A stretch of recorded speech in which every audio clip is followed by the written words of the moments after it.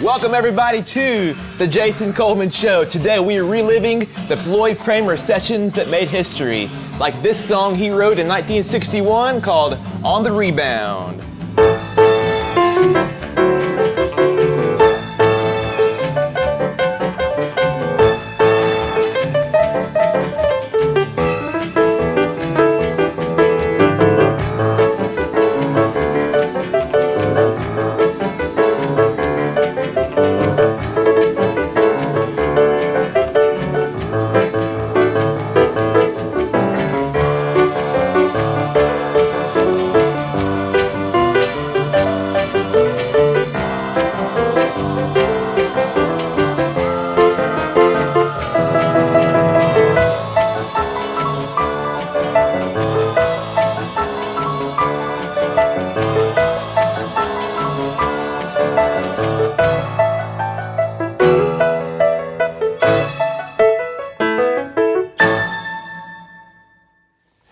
All right, and from there, let's jump back to January 5th, 1960 at RCA Studio B.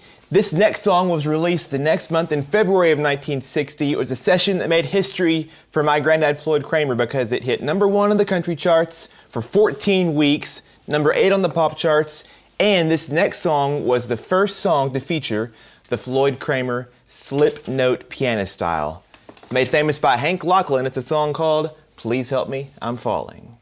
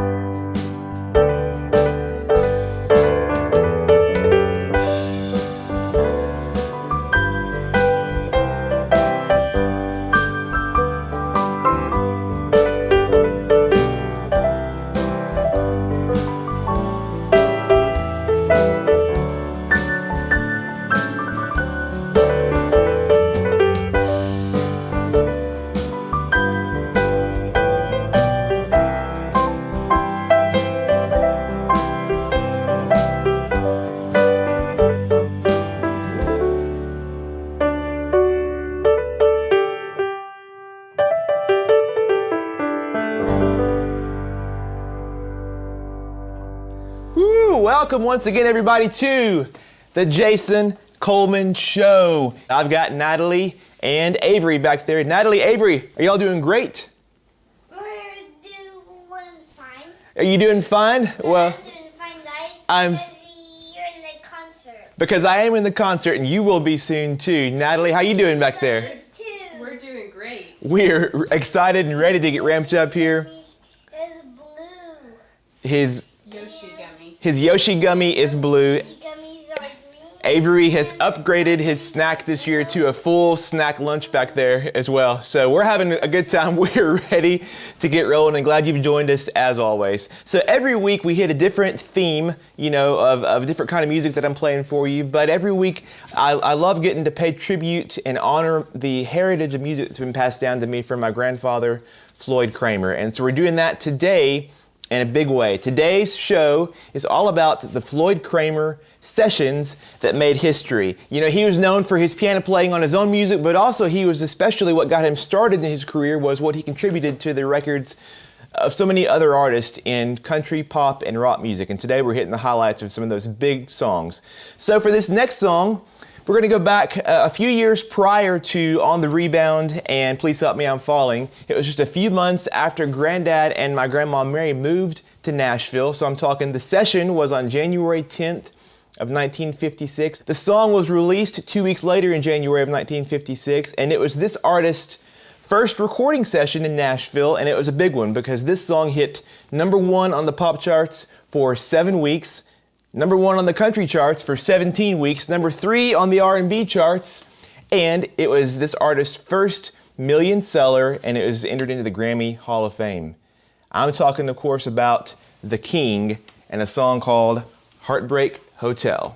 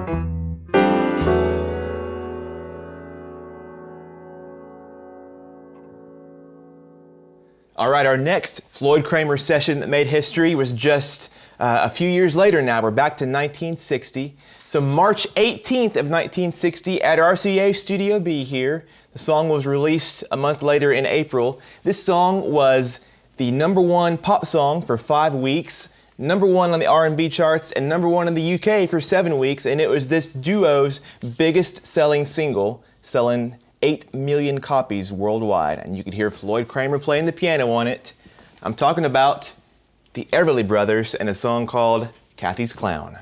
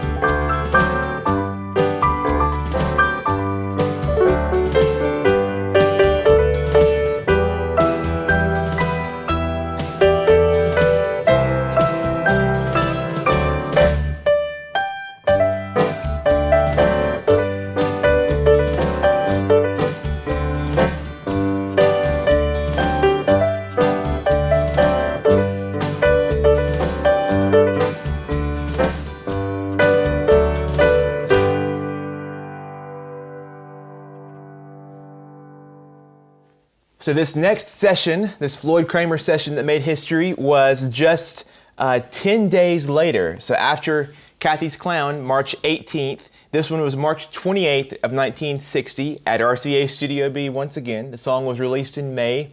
This song hit #1 on the pop charts, and it was the definitive song of this artist's career.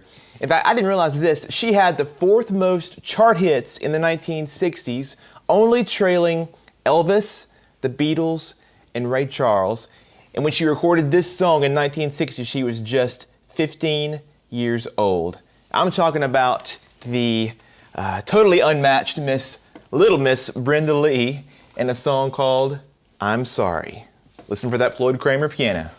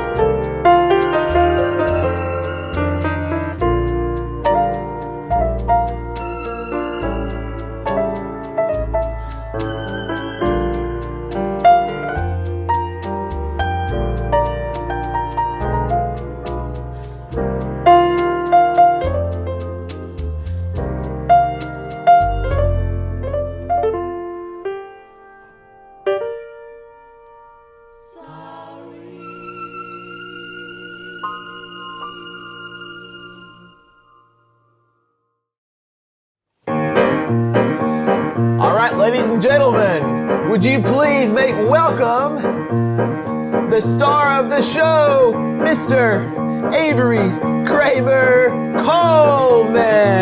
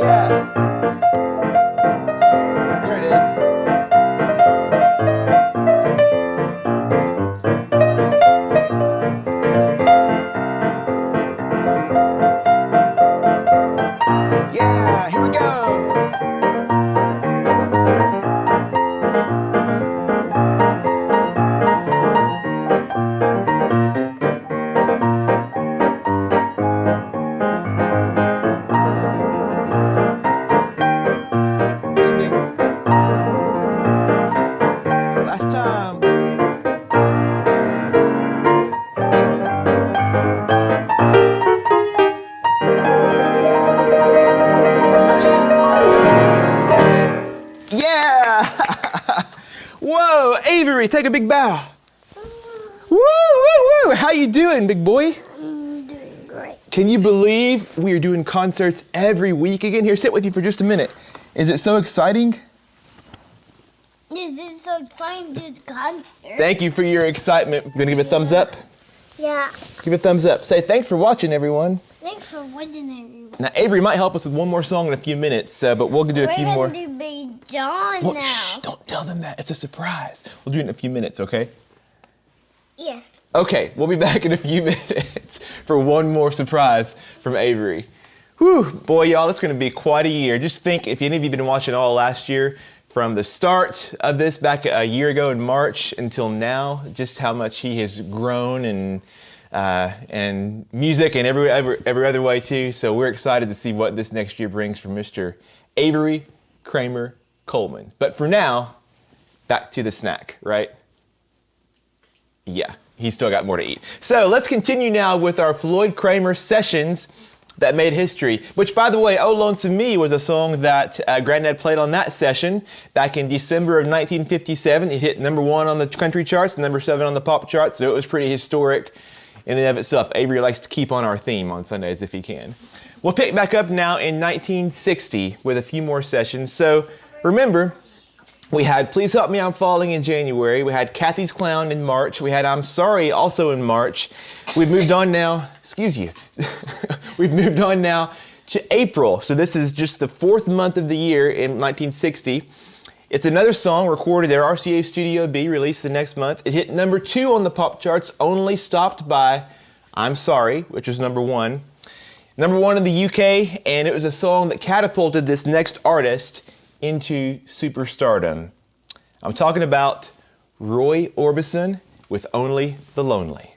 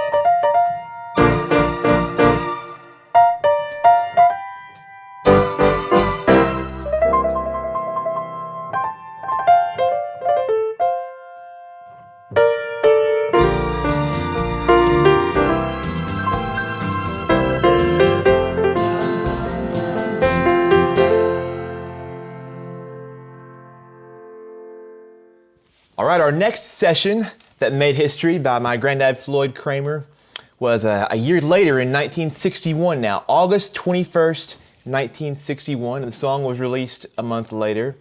This song hit #2 on the country charts, #9 on the pop charts, and this artist became the first female performer inducted into the Country Music Hall of Fame. You know, I've noticed as I'm playing these songs, Grandad, of course, was playing the backup. He was a sideman on these sessions, and so there's a lot of little piano licks that it's hard to play both the licks and the melody because he's always there just complimenting, almost like a duet with the melody. But I'm going to try my best on this song to do just that. And it really is interesting. I think of this song, Grandad's piano part, almost like a duet back and forth with this iconic voice that we're so used to hearing on this one. I think you'll recognize it. The artist, of course, is Patsy Cline, and the song is Crazy.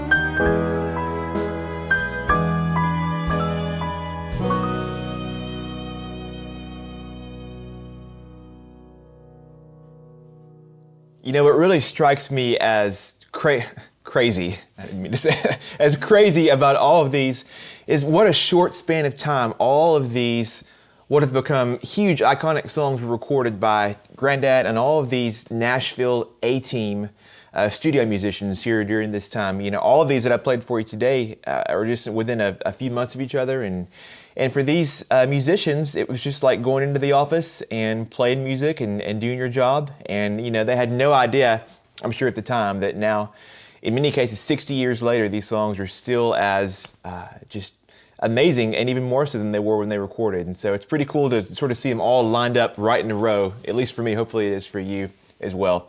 Another session here that made history was from August 18th of 1961. So this is just 3 days prior to the Crazy recording session. This song was released a month later. It was '1 on the pop charts for 5 weeks, #1 on the country charts for 2 weeks, #1 on the easy listening charts for 9 weeks, and #2 in the UK. It won a Grammy in 1962 for the best country western recording. It was nominated for Song of the Year. And it's one of my granddad's most famous performances, but if you know this song, you'll know that there is no piano in the song. And I never knew Grandad to play much of anything else. He strummed a guitar every now and then around the house, but he didn't play other instruments. He didn't sing. So what did he play on this song? Let me read it for you from a great Facebook page. If you're not following them, it's called Classic Country Music Stories. It tells all of these really thorough stories of all of these great classic country songs. And I'm talking about the song Big Bad John. And here's how the country music stories folks tell it. By far, the most memorable musician on the recording that day was Jimmy Dean's old friend, pianist Floyd Cramer, who ended up not playing piano at all. During the rehearsal of Big Bad John, Kramer turned to the producer, Don Law, and said, "Don, you don't need me to play piano on this song. I'd just be playing the same notes as the background vocalist." Then an obvious idea hit him. Floyd reached over and picked up a chunk of steel, generally used as a ballast for a TV camera. He tied a coat hanger around it and hung it on a coat rack. Somewhere in the studio, he found a hammer and began to strike the chunk of steel, apparently looking for the sound of a miner's pick. He then pulled the microphone over to it and told the engineer to add some echo. Kramer worked magic that day, and the sound effect he created became a very important part of Big Bad John's success. It's a safe bet that this was the first and last time that one of the greatest pianists in the world ever played a hammer on a record. Now, we don't have that original microphone ballast or the original hammer, but we're going to do our best with a little bit of help to give you a little taste of a session that made history by my granddad and Avery's great-granddad, Floyd Cramer. Big John, Big John. Every morning at the mine, you could see him arrive. He stood 6'6" and weighed 245, kind of broad at the shoulder and narrow at the hip, and everybody knew he didn't give no lip to Big John. Big John, Big John, Big Bad John, Big John.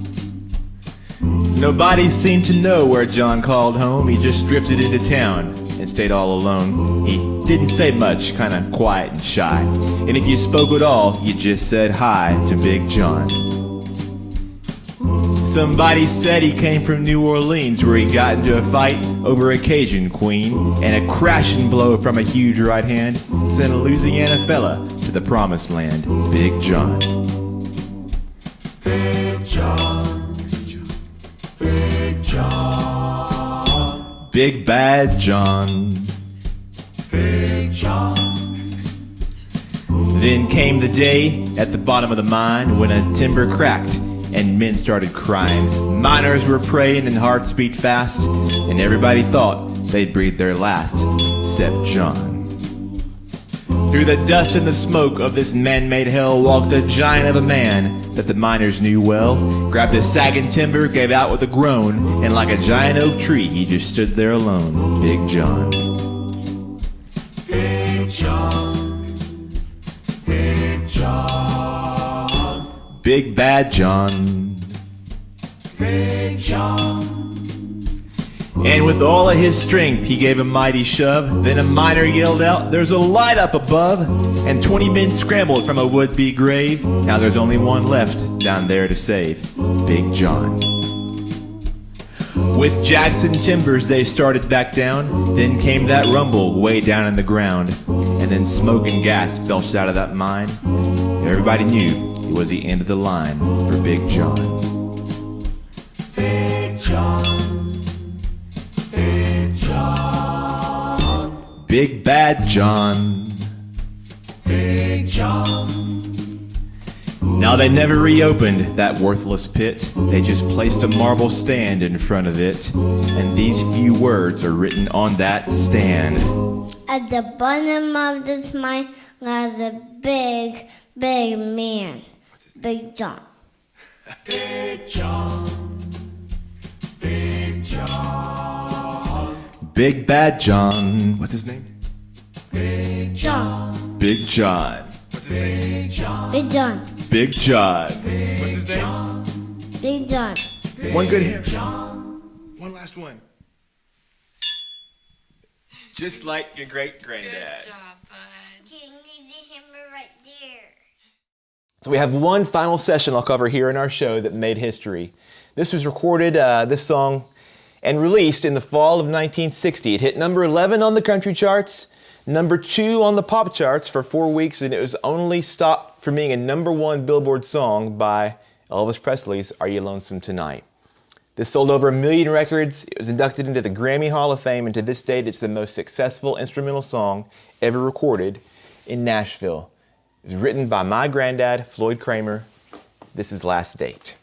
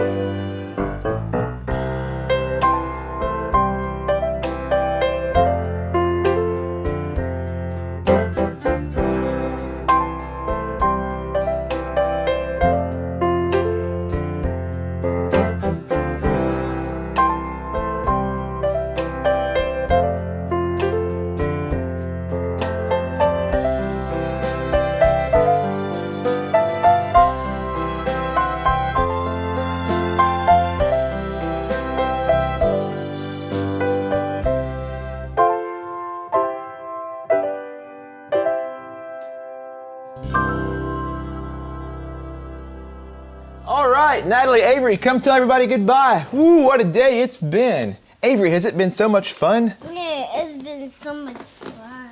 We'll see y'all next Sunday, if not sooner. You got some more songs in store for us next time, Avery? Yeah. Yeah. It's too bright though. It's too bright. It's too bright. It is too bright. The spotlights are bright. Get used to it, bud. I think you got a whole life of spotlight in front of you, right? Hey, we love y'all so much, and we'll see you next Sunday. Take care. Your favorite piano songs from the Jason Coleman Show are now available on CD. 13 albums and counting, including a brand new tribute to the great Ronnie Milsap. Plus the iconic songs of Elvis Presley.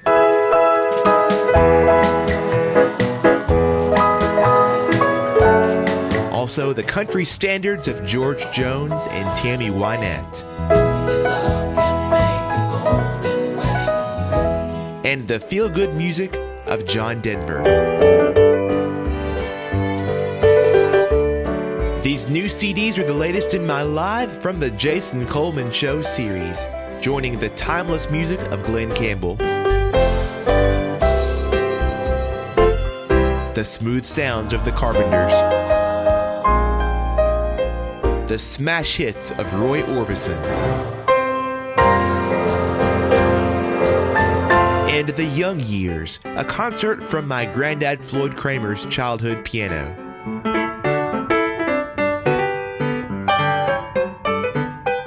Plus a gospel piano concert, Hymns from the Heart.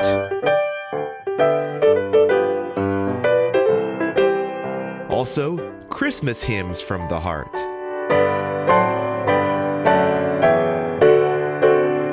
And don't forget my country gold piano collection spanning the greatest country hits of the 50s and 60s, the 70s and 80s, in the 90s and 2000s.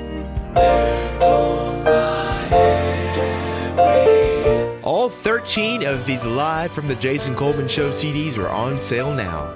Get the entire collection in one discounted bundle, or check out our mix and match deal. Buy any 3 and get your 4th CD free. Order online at jasonmusicstore.com or call 833-633-8885 to order over the phone. So if you're a fan of our Sunday shows, now you can enjoy the music anytime on CD, Live from the Jason Coleman Show. Order yours today. You're listening to The Jason Coleman Show on WSM Radio.